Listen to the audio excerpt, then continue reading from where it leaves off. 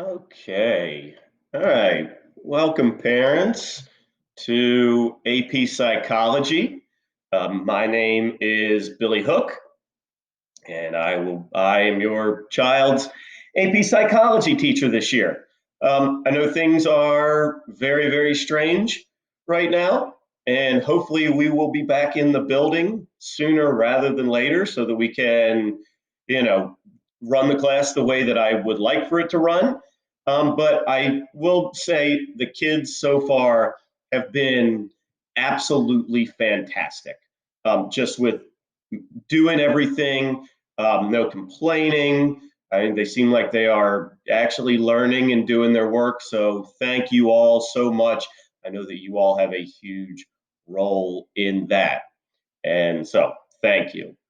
A little bit about myself before I kind of talk about the course. This is my 10th year at Ardrey Kell, and my ninth year teaching AP Psychology. Along with teaching AP Psych, I am the varsity women's lacrosse coach and the head of the women's lacrosse program, which this is also my ninth year with that. I am originally from Greensboro, went to Page High School up in Greensboro, and then I went to the University of Kentucky for undergrad, where I majored in history and psychology. So um, that's just a little bit about me. Hopefully, we'll get to meet each other in person at some point. But without further ado, let's get going. And you may be wondering what this is. This is called the um, Charlie Chaplin mask optical illusion. When it spins around here, you can see this one goes pretty fast, but you can find it on YouTube. The inside of the mask, just for a second, looks like a normal face. It appears to come out at you. That's because our brain, being as our brain has expectations, and we don't expect to see an inverted face right there. So instead, we see a normal face, even though it is inverted. So that's an example of some of the stuff that we will be talking about this year. There we go. All right. So here's my email address. If you need to get in touch with me, email is generally the easiest way to get in touch with me. So this is the basic overview of the course. This course is similar to if you were to just take a Psych 100 in college, just kind of a survey course going over in differing amounts of detail, but just kind of getting on the surface of a lot of information, because we cover an absolutely massive amount of information in a relatively short period of time. Overall, psychology is the study of behavior and mental processes. So, what this class is looking at is how all of these different aspects of our life affect our behavior. Okay. We're in biology. We're learning about how neurons communicate. Okay. We're learning about structures in the brain and what they do. Okay. Next unit, we'll talk about how do we actually perceive the world. Okay. We'll talk about how the eye and the ears work, and then our perception. We'll talk about different ways that we learn. We'll talk about how we think, okay, language, intelligence. We'll talk about how we develop. How do we develop socially? How do we develop biologically? How do we develop cognitively? Talk about different theories of emotion, different theories of motivation, and different theories on how does our personality develop. We'll talk about mental illness and treatment. And we'll talk about how being in groups affects individual behavior.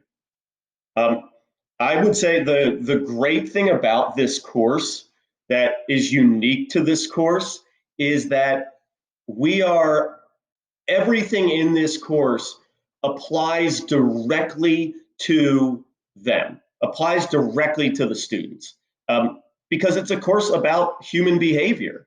It's not like a math course where you look and say, I don't know how the heck I'm ever going to use this.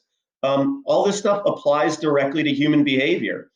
And, I'm sure this is going to happen to some of you all, and I always love hearing this, but parents will come to me and say, yeah, my child has started telling me, like, oh, I'm using this type of parenting style, or like trying to analyze their parents' behavior. You may not like that. I enjoy it because that means, at least to me, that they're paying attention and they are learning. The reason, the whole end goal is for them to pass the AP Psych exam, right? AP Psych exam, that's the point of this course. This course is run by College Board on May 11th. Unless anything changes again, they're going to take it at noon.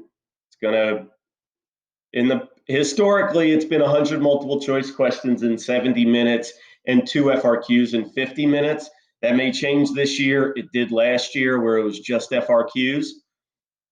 If they get between a 3 and a 5, that's passing, okay? And they can get college credit for this course, meaning it's a course, they would just come in having already fulfilled some college requirements. The AP exam does not count for a grade. All right, we don't even get the scores back till July. So it does not count for a grade, and there is no final exam in this course. And it is required for all students to take. They've all pretty much signed up for it already. It's free. CMS pays for it. All right, grades. Formal and informal. Okay, first things first, all of our assessments are timed. Okay, we do that because, like you saw on here, all right, 100 multiple choice questions in 70 minutes, 2 FRQs in 50 minutes. I would say that that's one of the hardest aspects of this course and the kids getting used to it. We'll have unit quizzes every once in a while. Like, for instance, they just had one. We'll generally just give those when there's a lot of content in a unit or it's particularly hard stuff. The day before every test, they have a vocabulary quiz where it's just 30 definitions. They have to fill in the blank with the correct word. Okay, that'll be 30 questions in about 20 minutes. And then unit tests are usually going to be out of 100 points. We will, as the year goes on, we'll give them less and less time to take it, but we don't just throw them into we don't just throw them into the deep end immediately. We kind of scaffold it and we give them a good amount of time on the first one, and then each one we might take a minute or two away. Informal grades, classwork. Not all classwork will be graded. I kind of grade it based on how important I think it is, or sometimes just randomly. Okay, I don't have time to be, especially right now with the asynchronous time, I don't have time to be grading all that stuff. The unit vocabulary notebook is 10 informal points. And then the exam study guides, which are optional, they turn those in on test day, they can get 2 extra points on the vocab notebook. Checking grades. Grades on Canvas are not accurate. I don't import grades from Canvas. I just put it in by hand. And so I don't really keep up. That's just for me to know who has turned stuff in. So PowerSchool is the most accurate. So just a kind of an overview of my Canvas website. Okay, main page here. We have Remind 101 codes, join codes down here. I do prefer students email me instead of send me messages on Remind. To get to the unit pages, you just go to enter here and then click on the correct unit. The Zoom links are up here for each class. And then I offer tutoring in the morning and afternoon. They just have to tell me. Okay, I don't just sit on there, but if they message me and ask for tutoring, I'll be on there. Vocabulary and then study guide will be linked right here. And then everything for synchronous and asynchronous will be on this chart. Okay, so you can see what we've been doing.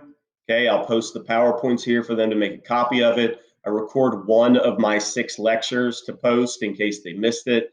And then asynchronous Asynchronous can almost always be done during class time. I'm never going to assign them so much work that it's not that they can't get it done then.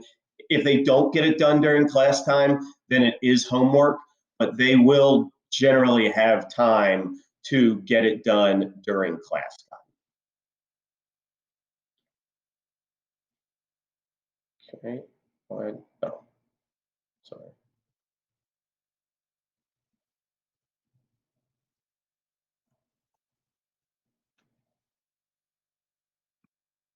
All right, so last things, expectations. This is a college level class.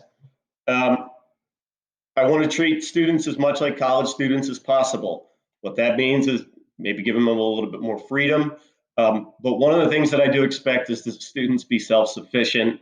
And, everything on Canvas and my website is pretty clear cut. And so instead of them just automatically messaging me if they can't find something, generally, if they just look a little bit, they'll be able to find it.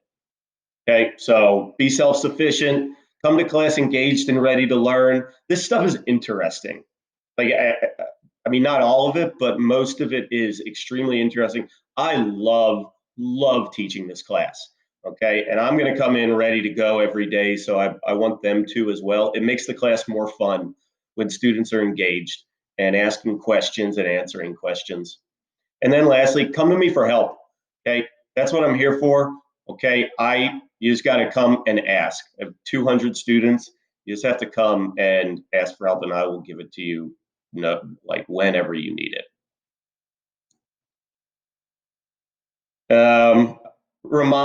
I prefer to use Remind to send them information, but I prefer for them to email me. That's the easiest way. I'll miss Remind messages. Successful students, okay, prepared for class, connect course content to their everyday life. On the vocabulary, they have to do real life examples for all of the terms. Okay, so they can either use the ones that I give them in class, or even better, they can come up with their own. And then available resources, my website, which I'm not really using this year, but there are a lot of resources on it. Okay, to find it, you just type in Hook AP Psych into Google. And then lastly, okay, and this is just for parents. I expect there to be a learning curve with a lot of these students. For most of them, it's the first AP that they're taking, and a lot of them are coming from 8th grade into a college level course. Okay, so if your child, has never gotten below a 98 before and gets a B on the first test, and you're freaking out like, oh my God, like this is awful. Most of the students figure it out. It just takes a little while longer for some of them. This class it's fast paced. It's a lot of information. It's all new to them. Everything is new to them. Okay, they don't have any experience with any of the stuff.